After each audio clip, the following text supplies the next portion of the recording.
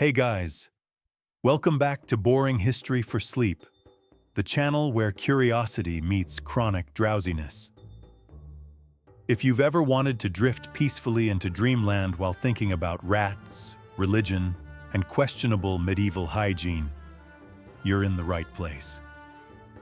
Tonight, we're traveling back to a time when the world smelled faintly of wood smoke, damp wool, and divine mystery. It's the 14th century, a world of kings, cathedrals, and confusion. Before Netflix, before deodorant, before anyone had the faintest idea what a germ was. Europe, in those years before the Black Death, was a place of structure. You were born into your role like an actor who didn't get to read the script first. The peasants farmed, the nobles taxed, and the clergy prayed that everyone would just keep doing both. Religion wasn't a Sunday hobby. It was the operating system of existence. The church didn't just save souls. It explained the weather, your bad back, and why your neighbor's cow had suddenly died. God's fingerprints, they believed, were on everything. If you sneezed, it wasn't allergies. It was divine intervention. If your crops failed, it was because someone somewhere had sinned, probably you. But in the midst of this great medieval order, something unseen was stirring, a shadow on the silk routes, a whisper across the sea, a passenger so small that no one even knew it existed. And then, the ships came, when the rats arrived. It started, as great disasters often do, with trade. In October of 1347, a handful of merchant ships sailed into the Sicilian port of Messina. They carried grain, spices, and an unexpected bonus: rats, lots and lots of rats. Little beady-eyed stowaways carrying something far deadlier than wheat. At first, the townsfolk didn't notice. Rats were normal. Everyone had rats. You weren't medieval if you didn't have rats. But these ones brought fleas infected with Yersinia pestis, the bacterium that would later earn the world's least desirable nickname, the plague. Within days, sailors were collapsing on the docks. Boils swelled on their necks and armpits, fevers raged, and the smell of panic filled the air.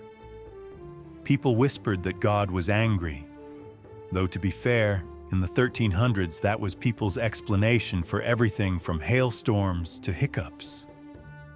The news spread faster than the disease. Messina shut its gates, but it was too late. The rats had already moved on, like tiny, furry missionaries of misery. By the time anyone realized what was happening, the Black Death was on tour across Europe. Tonight, we'll follow it not as a tale of terror, but as a story of belief. How faith and fear intertwined in the darkest years of the Middle Ages. So get comfortable, take a deep breath, and listen as the bells of 1,000 churches begin to toll. Chapter 1. A world struck silent. Imagine it. The year is 1348. You live in a quiet town of maybe 200 people, mostly farmers, millers, and that one man who insists he's seen an angel every Thursday. Life is predictable. Hard, yes, but familiar. And then, without warning, it changes forever. It starts with a cough, a favor, a friend who doesn't show up at the market. And by the next morning, the whole village smells faintly of smoke and sickness. Church bells toll endlessly, the medieval equivalent of a news alert. But this isn't just local gossip. It's everywhere, from Paris to Prague, Florence to Flanders. Bodies pile up faster than prayers can be said. The silence that follows is eerie. No carts rolling, no children playing, no gossip at the well. Only the sound of coughing and the steady toll of bells. People begin to say it out loud now. God is punishing us. Faith, once comforting, turns frightening. Every sermon, every scripture suddenly sounds like prophecy. The Book of Revelation becomes a medieval bestseller. Villagers look to their priests for answers, but the priests are dying too. Some clergy stay, blessing the sick and burying the dead until they collapse themselves. Others flee, hoping God won't notice the hypocrisy if they run fast enough. In monasteries, monks pray through the night, their chants muffled by the thick scent of incense and fear. They don't yet know it's a bacterium, invisible, unstoppable, and entirely uninterested in theology. Faith under fire. When the familiar dies, the invisible becomes everything. The people begin to see signs everywhere, in the stars, the birds, the wind. If a candle flickers, it's an omen. If a rooster crows twice, that's basically the apocalypse. And so, faith mutates alongside the plague. For some it grows stronger. God's wrath is real, therefore God is real. For others, it shatters. What kind of God would do this? The result is confusion, chaos, and a great deal of unhelpful medieval panic. The church itself, that towering, stable force of medieval life, starts to tremble. Clergy are dying faster than they can be replaced. The Pope hides in Avignon, surrounded by fires meant to purify the air. Fun fact, the fires didn't work, but at least the papal chambers smelled faintly of roasted lavender and fear. And yet, even in the darkness, faith flickers. People cling to ritual, rosaries, processions, masses said over empty pews. They whisper prayers through door cracks, hoping divine mercy might slip in even if the priest can't. Because when the world collapses, belief becomes both shield and crutch. So they pray. And the bells keep tolling. And somewhere in the shadows, the rats keep running. Chapter 2. When faith met fear. Picture the scene. A small town square, cobblestones slick with rain. The air smells like smoke, onions, and mild despair. It's the spring of 1349, and the Black Death has become, well, kind of an influencer. It's everywhere, trending across Europe, collecting followers faster than a medieval TikTok dance challenge. And the people, terrified, desperate, are looking for something, anything, to do. They've confessed, they've prayed, they've burned incense until half the town smells like a forest fire, but the deaths continue. So now, faith must become physical. Enter the flagellants. The flagellants and the frenzy. If you're trying to picture them, imagine a traveling band of extremely motivated masochists. Dozens, sometimes hundreds, of men marching barefoot through the streets, wearing nothing but rough tunics and expressions of holy determination. They carried whips, long leather cords tipped with metal, and beat themselves rhythmically to chants and hymns. Not for fun, for forgiveness. Their belief was simple. The plague was divine punishment. If they punished themselves, perhaps God would go easier on everyone else. It was theology meets cardio. Villagers gathered to watch. Children stared, dogs barked, and some people even wept, though whether from pity or performance anxiety was unclear. Flagellants whipped themselves in public squares for 33 days at a time, one for each year of Christ's life. They would then move to the next town, leaving behind a mix of awe, blood, and slightly traumatized spectators. At first, the church didn't mind. Anything that made people feel holy seemed fine. But soon, the flagellants started preaching their own ideas, that priests were corrupt, that the Pope had failed, that true repentance came from the lash, not the altar. The Pope, unsurprisingly, was not a fan. He banned them, called them heretics, and told everyone to stop hitting themselves immediately. But fear doesn't listen to papal decrees. The flagellants continued, becoming part religion, part rebellion, part very messy street performance. They were the medieval embodiment of panic, loud, emotional, and utterly human. Holy remedies, panic, and potions.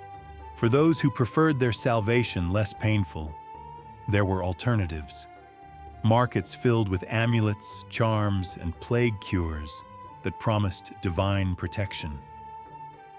You could buy crosses carved from olive wood, bottles of holy water, dried herbs blessed by monks, or little wax figurines of saints. The medieval version of essential oils. Doctors, or what passed for them, recommended carrying bouquets of flowers to ward off bad air. People believed that foul smells carried disease, so they stuffed their homes with lavender, roses, and vinegar-soaked sponges. The results were beautifully scented corpses, and yet, beneath all the superstition, there was something very human about it all. People wanted control, a sense that their actions mattered in the face of chaos.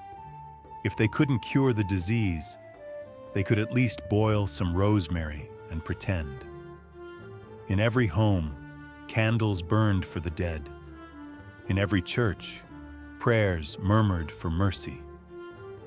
The line between religion and desperation had blurred completely. Faith was no longer just belief, it was survival.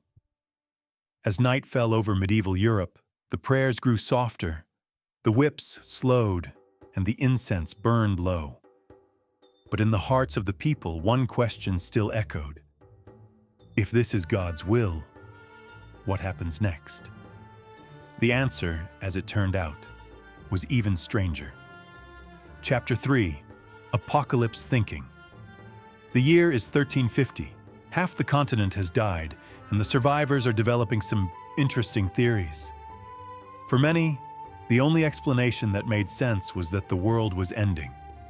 Not metaphorically, not symbolically. Literally ending. Trumpets, angels, fire in the sky, all of it. And if you looked around, it wasn't such a crazy conclusion. The sky seemed darker, the winters harsher. Even the animals acted strange. It felt like the final pages of the Bible had come to life, minus the happy ending. Signs of the End monks began writing frantic chronicles about comets blazing in the sky. Each comet, they said, was a flaming sword of divine warning. Earthquakes shook towns, and people whispered that hell was shifting beneath their feet. Some even claimed to see spectral armies marching across the clouds. It was an age when imagination filled the gaps that science couldn't. Every sneeze, every shadow, every flicker of lightning, all became cosmic clues. Was it God's punishment? Was it the devil's trickery? Or perhaps, as one particularly anxious abbot suggested, a punishment for wearing shoes made of goat leather. And yet, amidst all the panic, there was a strange calm too. People began to accept that death was everywhere, inevitable, and perhaps divine. There was comfort, oddly enough, in believing that the world's suffering had meaning. Sermons of doom. Every Sunday, churches filled with trembling worshipers. Priests, hoarse from endless funerals, climbed into pulpits and thundered warnings about sin and judgment. Their sermons became performances, half prophecy, half public therapy session. Some spoke with fiery conviction. Repent, for the day of the Lord is near. Others whispered softly, telling their flocks that God's mercy would return if they only kept the faith. Either way, attendance was excellent. When half your village has died, you don't skip Mass. But not everyone chose solemnity. Some towns decided that if the end was truly near, they might as well enjoy it. Feasts, dances, and last night on earth parties broke out across Europe. If heaven was coming, They wanted to arrive tipsy. It was a paradoxical world, full of despair and devotion, fear and laughter, saints and sinners dancing at the edge of apocalypse. And while the priests preached, the bells tolled, and the sky looked ready to fall. The real story wasn't about endings. It was about endurance. Because even as they believed the world was dying, people still planted seeds, sang hymns, and whispered love to one another before sleep. The world might end tomorrow, but tonight there was still bread to bake and prayers to whisper. Chapter 4. Saints, Sinners, and Scapegoats. By 1351, the plague had no favorites. It claimed the rich and the poor, the devout and the doubtful, the kind and the cruel. It was, in every sense, an equal opportunity apocalypse. But that's not how people saw it. Humans have a very specific survival instinct, the need to explain the inexplicable. And so, medieval Europe began to ask the oldest question in the world: whose fault is this? Searching for saints. At first, the answer seemed obvious: holiness. If ordinary prayers weren't enough, perhaps the saints could help. They had connections, after all, a sort of heavenly LinkedIn. Pilgrims began walking for miles to shrines and cathedrals that claimed to hold sacred relics. A saint's tooth here, a piece of robe there, and if you were lucky, a fragment of a bone that might have once belonged to someone extremely pious. Merchants smelled opportunity. The relic trade exploded, not in a divine way, but in a very capitalist one. Every village suddenly discovered they possessed a miracle object: the finger of St. Francis, the eyelash of St. Catherine, a feather from the Holy Spirit itself. That one was just a pigeon feather, but the markup was impressive. Still, belief had power. People knelt before these relics, tears streaming down their faces, hoping for protection. And sometimes, against all odds, they lived. Miracle or coincidence, no one cared. Survival felt like proof enough. The scapegoats. But when the miracles failed, the mood shifted. Hope curdled into suspicion. If God wasn't saving them, then someone must be stopping him. Rumors began to spread, whispers in marketplaces, murmurs in monasteries. Maybe the foreigners brought it. Maybe the heretics. Maybe the Jews. In Strasbourg, in Mainz, in dozens of towns across Europe, fear turned to fury. Jewish communities were accused of poisoning wells and spreading the plague. There was no evidence, just hysteria. And in a world where fear felt stronger than reason, mobs became judges. Entire neighborhoods were burned. Thousands were killed. And the tragedy was compounded by irony. These same people were dying of the same disease, caused by the same fleas, on the same rats, in the same streets. It wasn't God's justice. It was panic wearing a halo. Even cats were blamed. People thought felines carried the devil's spirit, so they were hunted and killed, which incidentally made the rat problem worse. The irony was almost biblical. By now, faith had split in two. One side looked upward for salvation. The other pointed outward in fear. And somewhere between heaven and hysteria, the plague went on, indifferent. Chapter 5. Witchcraft and Wonders. When logic fails, imagination takes over.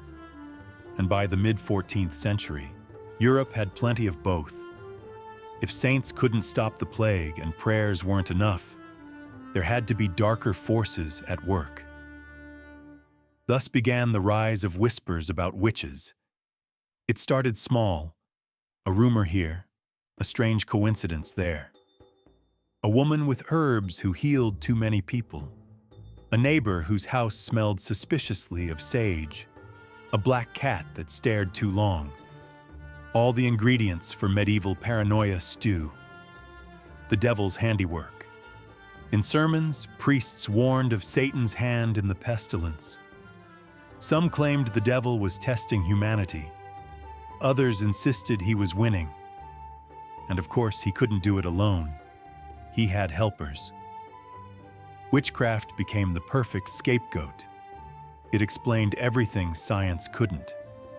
The plague wasn't spread by fleas. It was spread by curses. It wasn't caused by filth. It was caused by sin. No microscope could compete with that logic.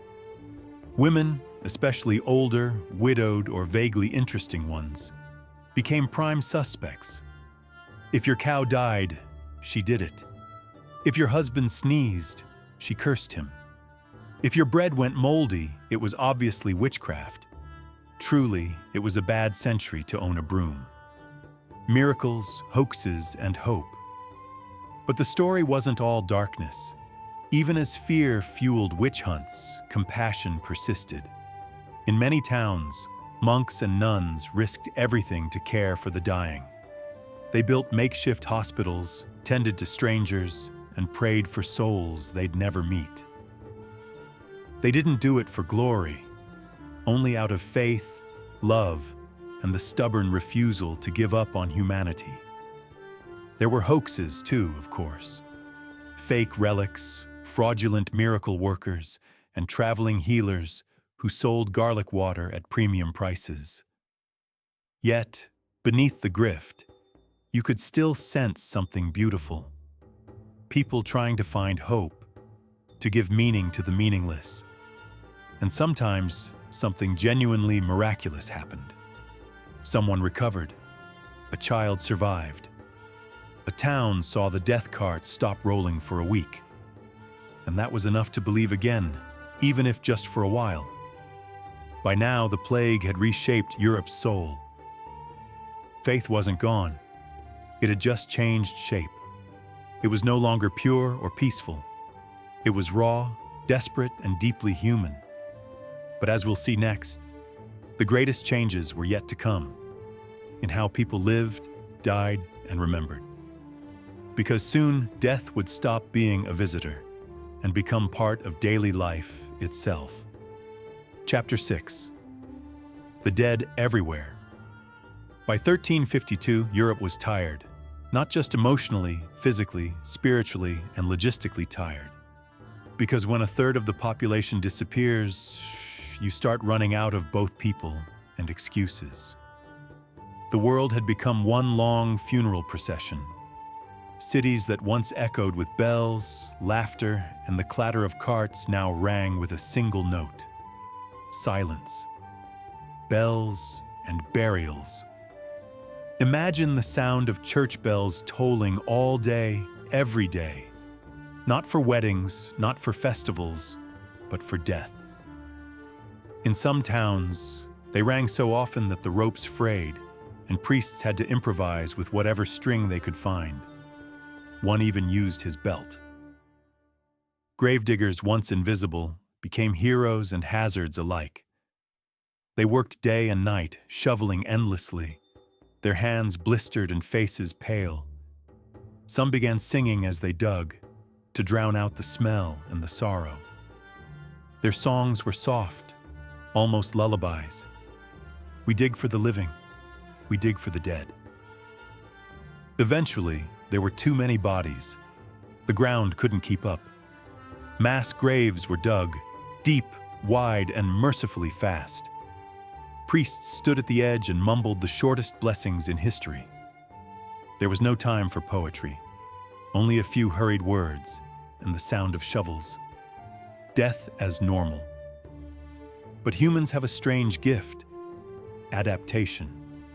Even in the face of horror, life finds a way to feel ordinary again. Children, who knew no other world, played near the graveyards, chasing each other between markers that read, "Here lies everyone." Merchants reopened their stalls. People married, cooked, argued about bread prices. Death, like bad weather, became something you simply lived with. And art, yes, even art, flourished. Painters began filling churches with images of skeletons and saints side by side. It was called the danse macabre, the dance of death, a reminder that everyone, no matter their station, eventually waltzes with the same partner. The strange thing was, it wasn't grim. There was humor in it, a knowing wink at mortality. If life was fleeting, then at least it could be interesting on the way out. In the dim glow of candles, priests whispered, painters painted, and Europe somehow kept breathing. The bells didn't stop overnight, but one day, after years of ringing, they finally paused. And in that fragile silence, filled with absence yet oddly peaceful, people began to ask a new question. Now what? Chapter 7. Survivors and Salvation. By 1353, the worst was over. Not gone, the plague would return in waves for centuries, but the first brutal storm had passed. The survivors stepped out into a quieter, emptier world. The air felt different. The streets were wide, the fields overgrown, the churches half empty.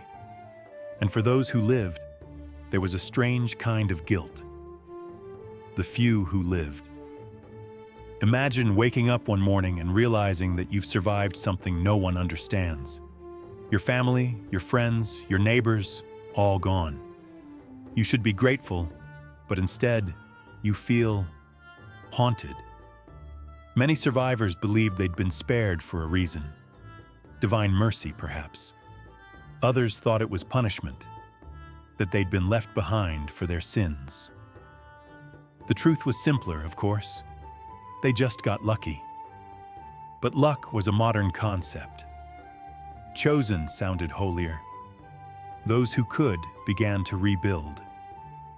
Farmers returned to the fields, carpenters to their wood, and slowly, incredibly, the world began to move again. Wages rose because half the workers were dead.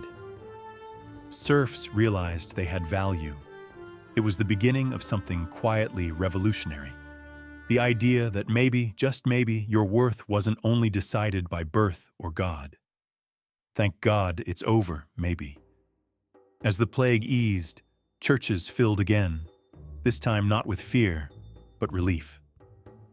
Priests gave thanks for the end of suffering. Villagers gathered, sang hymns, and lit candles until the night glowed like gold. Yet underneath that gratitude, trauma lingered.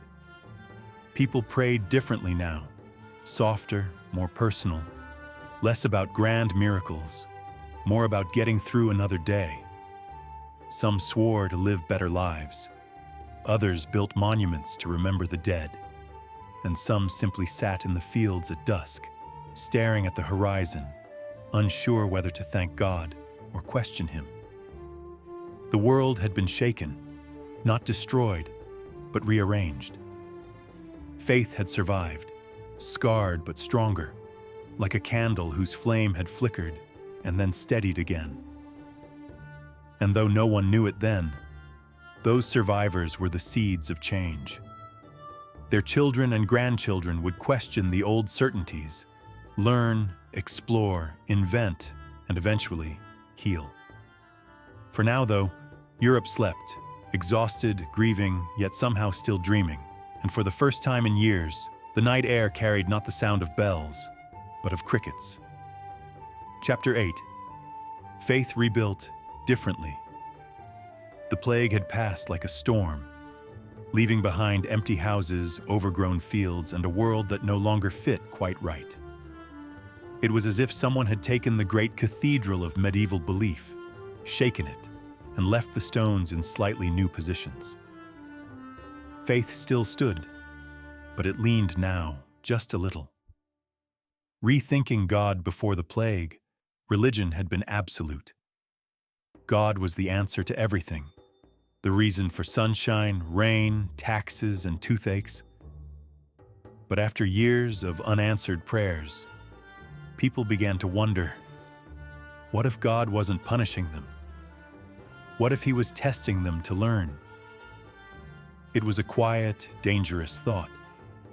The kind of thought that could get you politely excommunicated. Yet it spread. Scholars began to ask questions once reserved for angels. If disease wasn't purely divine, then maybe there were natural causes. If prayers didn't stop pestilence, maybe observation could. In a sense, faith began to evolve, not away from God, but toward understanding His creation. It wasn't rebellion, it was curiosity, disguised as devotion. Monks with microscopes, sort of. In the stillness of monasteries, this curiosity found fertile ground. Monks began to study the world with quiet fascination. Herbs, stars, anatomy, weather. They weren't scientists yet, not officially. They just wanted to know why things happened. And that desire, humble, reverent, and quietly rebellious, would become the foundation of something extraordinary centuries later. They copied old texts, preserved ancient knowledge, and began writing their own observations. It was slow work, but the world was ready to listen again. Art changed too. In paintings and manuscripts, saints no longer floated in gold leaf perfection. They wept, they suffered, they looked almost human. Faith was no longer about unreachable holiness. It was about endurance, compassion, and the quiet beauty of simply staying alive. You could feel it in the air, a soft shift. People still crossed themselves at the sound of thunder, but they also started to look up and think, maybe it's just thunder. The sacred and the sensible began to coexist, awkwardly at first, like two strangers sharing a pew. The world hadn't lost faith. It had simply learned to see God in more places, in reason, in art, in survival itself. And from that gentle spark of curiosity, a new dawn began to form on the horizon. Chapter 9. From Plague to Progress. By the late 1300s, Europe was slowly remembering how to live, and, miraculously, how to improve. The scars of the Black Death were deep, but they left space for something to grow in between. Progress. The birth of hospitals. During the plague, caring for the sick had been an act of faith. Now, it became an act of structure. Hospitals began to appear, first small, then grand, built by churches, guilds, and even city councils. They weren't like modern hospitals. There were no sterile instruments or surgical gloves, more like a mix between a chapel and a hostel. Beds lined the walls, icons hung above them, and nurses whispered prayers while changing bandages. The care was half medical, half spiritual. But it was progress. For the first time, cities began thinking collectively about health. Not just the soul's health, but the body's too. And though they still burned herbs and sprinkled holy water on everything that moved, the idea was radical. Maybe saving lives was as holy as saving souls. Art, death, and devotion. Meanwhile, artists were processing everything they'd seen. Their brushes turned grief into beauty. Churches filled with frescoes of angels and skeletons dancing hand in hand. The living and the dead sharing the same space in eternal balance. It was strange, darkly funny, and oddly comforting. Death wasn't the villain anymore. It was part of the story, the closing verse of a hymn sung by everyone eventually. Writers, too, began to find their voices. In England, Geoffrey Chaucer wrote about ordinary people, bakers, wives, travelers, not kings and saints. In Italy, Boccaccio's Decameron told stories of laughter, love, and survival set during the plague itself. It was the birth of humanism, the radical idea that humanity, flawed and fragile, might be sacred too. The plague had forced people to see that the divine wasn't only in cathedrals. It was in compassion, in curiosity, in the stubbornness to keep painting, writing, and hoping after everything had fallen apart. And though no one knew it, those quiet shifts, a monk's question, a painter's brush, a doctor's prayer, were laying the first stones for the Renaissance. The plague had taken so much, but somehow, impossibly, it had left behind the seeds of rebirth. Chapter 10. Echoes through the centuries. The centuries passed. The bells fell silent, the graves grew moss, and the memory of the Black Death faded into the background hum of history. But like an echo, it never truly disappeared. It lingered in stone walls, in hymns, in the way people whispered about fate whenever something terrible happened. Lessons that linger. The plague taught humanity many lessons, though, as history proves, we're not always great at remembering them. It showed how fragile we are, how quickly certainty can vanish, how fear can divide us, but also how compassion can pull us back together. It taught that faith isn't a shield against suffering. It's a way of walking through it. The people of the 14th century didn't stop believing. They learned to believe differently. Their prayers became quieter, their gratitude deeper, their laughter more precious. And every time another illness swept the world, in 1665 and 1918, and even in our own time, those echoes returned. We still light candles, we still look for patterns, we still whisper to something larger than ourselves in the dark. The questions haven't changed, only the centuries have.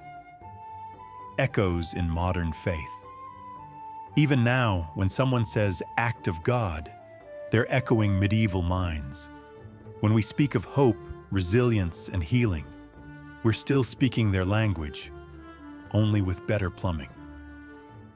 Modern hospitals, born from plague hospitals, public health, from prayers, science, from monks who just wanted to know why.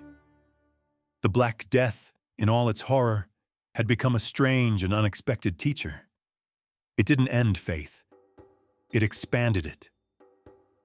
It taught us that the divine isn't only in miracles, it's in medicine, in kindness, in the quiet courage to carry on.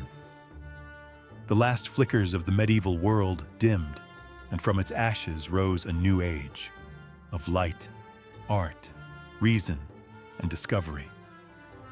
But in every Renaissance painting, in every church bell, in every bedtime prayer whispered centuries later, the memory remained.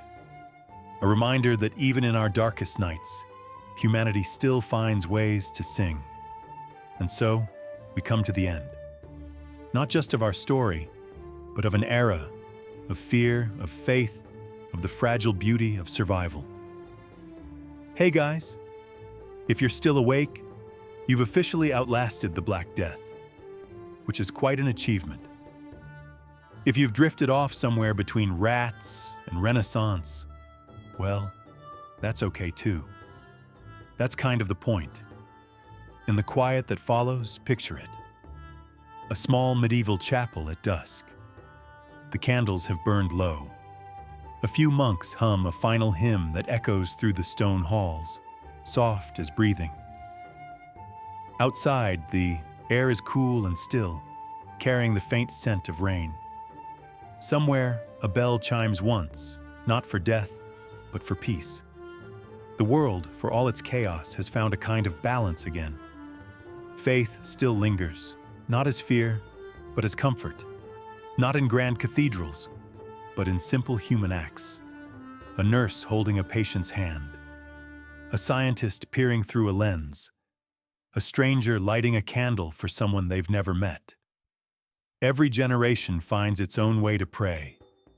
Every century builds its own kind of hope. And in that, perhaps, the truest religion has always been the same. To care, even when everything feels lost. As you drift to sleep, let the bells fade into silence. Let the stories settle like dust on an old monastery floor. You've walked through centuries tonight, through fear, faith, and fragile peace. And now, it's time to rest. So close your eyes. Let the world grow soft again. And remember, even history dreams. Good night.